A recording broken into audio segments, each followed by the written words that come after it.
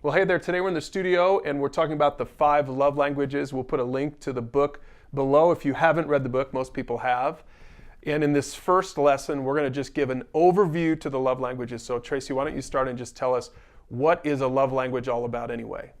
Okay, so Gary Chapman spent time researching, trying to discover how do people show and receive love. So after his research was completed, he came up with 5 main ways that, as over the course of his studies, decided these are the 5 main ways people show and receive love. So just to give you a quick rundown of those, you have words of affirmation, you have quality time, giving gifts, acts of service, and physical touch. Okay, so we'll get into each one of those a little bit more, but part of the goal in this series is for you with your spouse or with your mentor or your small group to understand, first of all 5 of the love languages, but understand your love language, understand your wife's love language. So we'll put a link below so you can take the test that will help you to determine what your love language is. So make sure to do that as part of this first lesson in this series. But Tracy, just real quick, what's the big idea of the love languages? Like, okay, let's say that we've got couples going through this series and they figure out what their love language is, they figure out what their spouse's love language is. So what?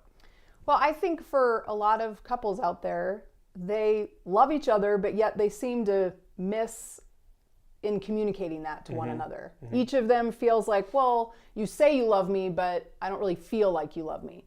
So I think that's why the love languages is just a very practical tool to use to understand, how do I feel loved by you?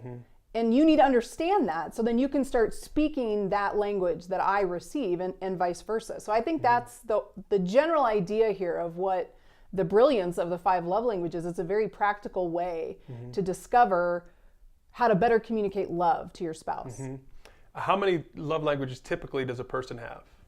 Well, I think you can have a little bit of all of them, but typically there's 1 or 2 that you would say are my primary languages of love. Okay, and again, the goal is this, the point is this, because I've seen some husbands do this where they say, well, hey, my love language is, acts of service, which by the way is mine. So acts of service. And so this is a misunderstanding, especially husbands listen to this, but I think wives too.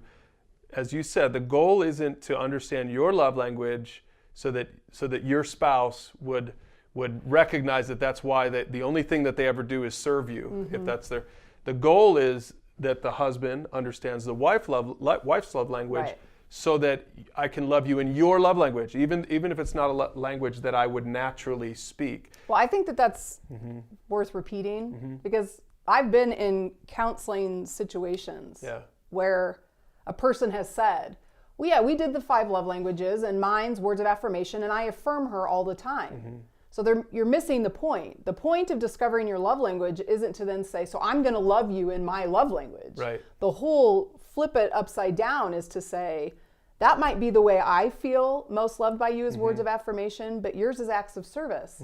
So my words of affirmation are falling kind of on deaf ears for you because I'm not serving you. Right. So the idea is to discover the language of your spouse and love them in their language, not yours. Right. Remember, love by its very nature is all about being other-centered. Right. Love is about giving up your wants and desires and needs and preferences for the sake of the other person. So don't miss this, and we'll remind you of this in every one of the lessons coming up.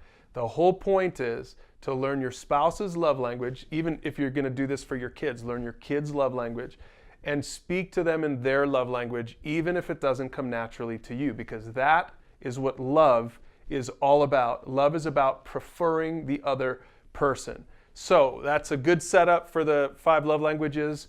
Remember, in your small group or with your mentor or with your family, use the questions below and you can talk about this first introductory lesson, and then join us as we go through each of the next 5 love languages. We'll spend a lesson on each one of them. We'll dive a little bit deeper into the topic so that you can talk about it and really learn how to love your spouse the way that Christ would love the church. Yes.